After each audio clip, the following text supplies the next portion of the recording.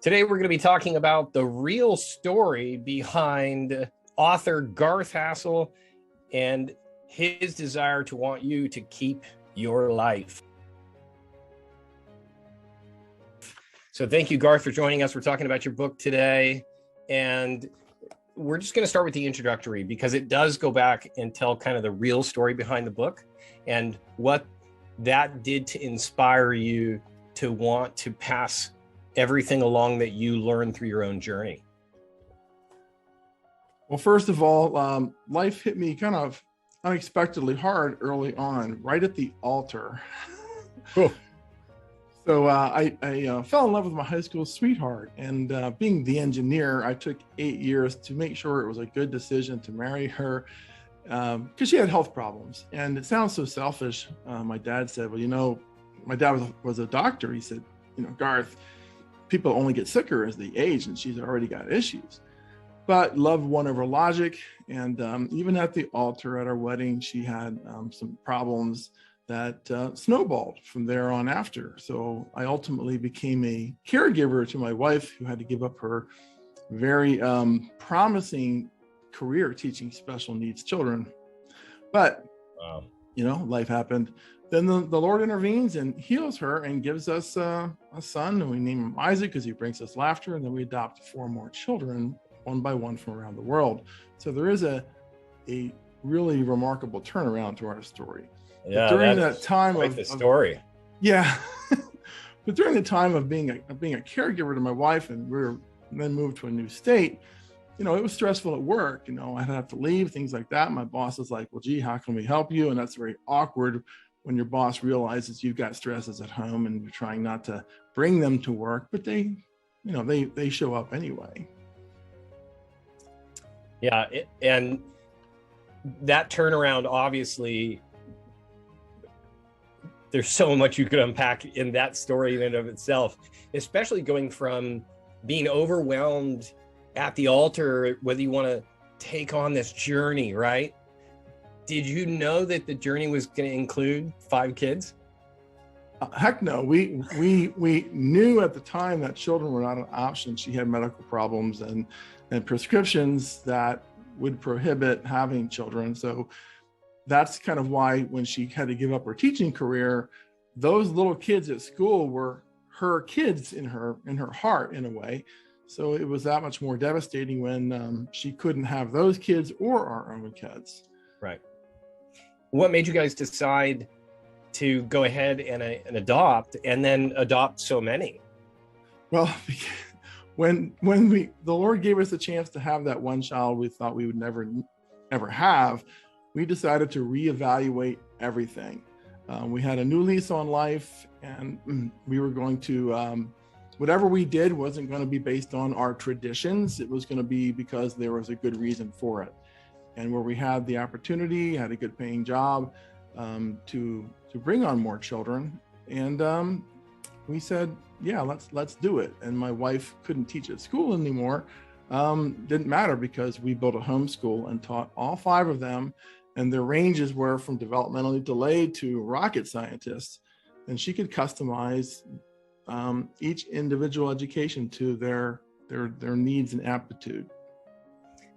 So what do you think it was, Garth, for you that was that paradigm shift between the contemplation of fear and anxiety about the future and what you were getting into, to being so purposeful in making the decision to want to lean into those sacrifices and continue to hone in your purpose? And it's almost like the one thing you were afraid of, caretaking, became almost something that now is a higher or highest purpose in your guys' lives. True. And then when I changed careers from engineering to being in the financial advising field, I saw there was so much need, and looking at the demographics, so much growth in the area of people having to become caregivers. And even though I did it early in life, and I was relieved of that ultimately through her healing, I saw that so many people seem to be blindsided by it, even though you can kind of see it coming. And, we all have people we know. It's kind of like cancer. We've all lost loved ones, lost my brother to cancer. Everyone has a story similar to that. The caregiving situation is even more predominant than cancer, and it's going to happen. And we know people who are enduring it, and it can be brutal. It can be brutal to the caregiver's health, let alone their finances.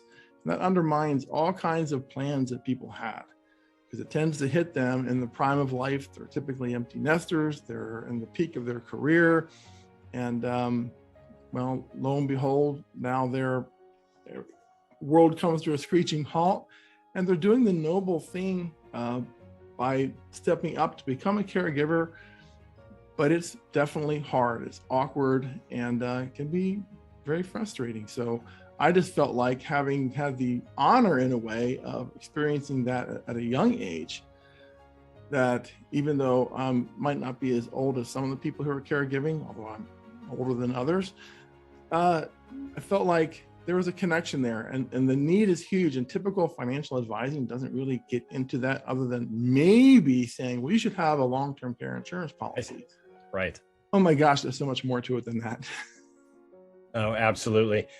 And it is kind of a gift. And it's this idea that you turn one of your life's greatest challenges now into a blessing, not only for your own family and your own children, but now you've written this book and you're trying to pass that blessing on to others who may not see it coming. And I think that's what I took away from reading the first part of your book. And so if you had to say what that takeaway was, the takeaway is for them, what would you say that is? Well, all those stories in the book, every chapter, those are basically representations of real life, based on real life stories.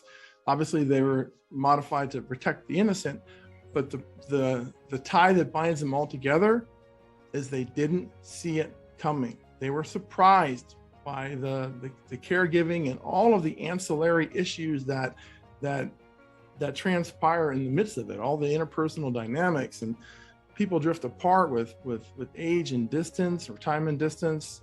And what we think is going to happen and how we think people are going to react or maybe be helpful, we can be sorely disappointed. And that happens every day.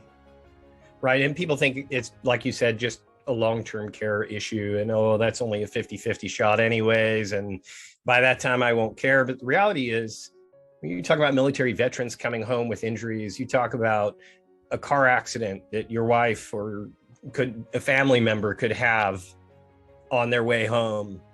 There's so many circumstances at which this could hit any family at any time, and is so important. And I don't think we do see it coming. No, we don't. One of the endorsers of my book, she was a caregiver for over 2 decades. She's an executive of a major corporation, but she had to become a caregiver for a parent early on. And to her and her family's surprise, the other parent died first, which left all kinds of questions unanswered, because they were expecting, because it looked like on paper, the one she was caring for would be the first to go, yet it was the other one that seemed to be healthy that went. So there's all kinds of ways these things can unfold. And she, having been through multiple decades of caregiving, she said, like, let me endorse this book. Absolutely. And so for those of you who are listening, I encourage you, if you do want to keep your life, those things are important to you, the quality of life, don't put you or your family at risk, and lean into this book by Garth and from the lessons that he's learned in his family, and protect the most important thing to you, which is your life and your family, and get a copy of the book. And Garth, I know you think you're offering a free chapter download, or how can they get a copy of the book? Well, you can go to Amazon, or if you really want to dive in deeper and you want to talk with me about your situation, and I'll just listen, I'll be happy to follow up with a copy of the book. And you'll learn all you want to know about me if you care. But more importantly, you'll learn a process to follow, not some guru's pill to swallow, in how to prepare, and not just in a one-off preparation, but an ongoing journey, so that you can keep your life and let loved ones stay loved ones. Absolutely. Garth, thank you for joining us today. And hopefully next week, people will come back and join us for chapter 1. Thanks, Garth. We'll see you.